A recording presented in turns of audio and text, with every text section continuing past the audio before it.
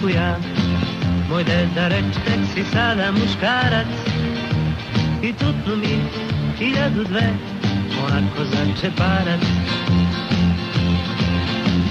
A otac reče, zvaničan sam, to velika je čast i ne svakom. A mama je ispekla pile i kifliće sa makom.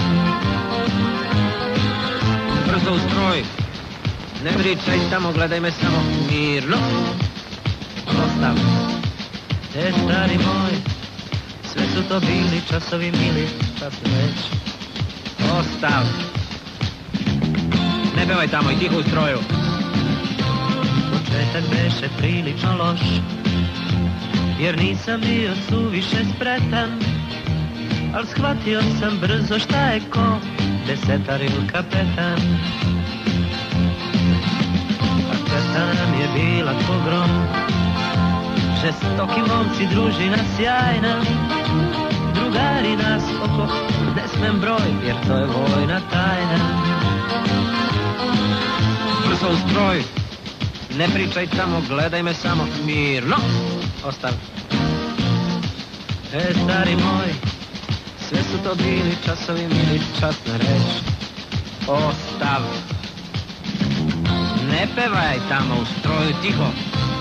I danas kada mislim o tom, ja žalim što bar ponekad nema marširanja straže i svih oni šala ispod šlema. Jer mi smo život živeli lep, mi vitezovi čarobnog carstva. O baš mi nedostaje sve tog beskrajnog drugarstva. Brzo u stroj, ne pričaj tamo, gledaj me samo mirno. Ostav. Stari moj, sve su to bili časovi mili, časna reč. Ostav. Ne pevaj tamo više, nijednu režu nisam čuo. Jasno?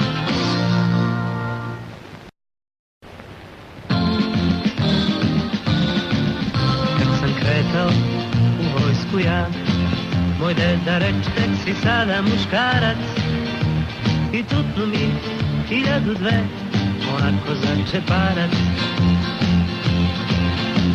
A otac reče, zvaničan sam, to velika je čast i ne svakom.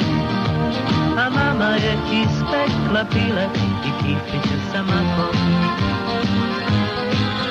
Brzo u stroj, ne pričaj tamo, gledaj me samo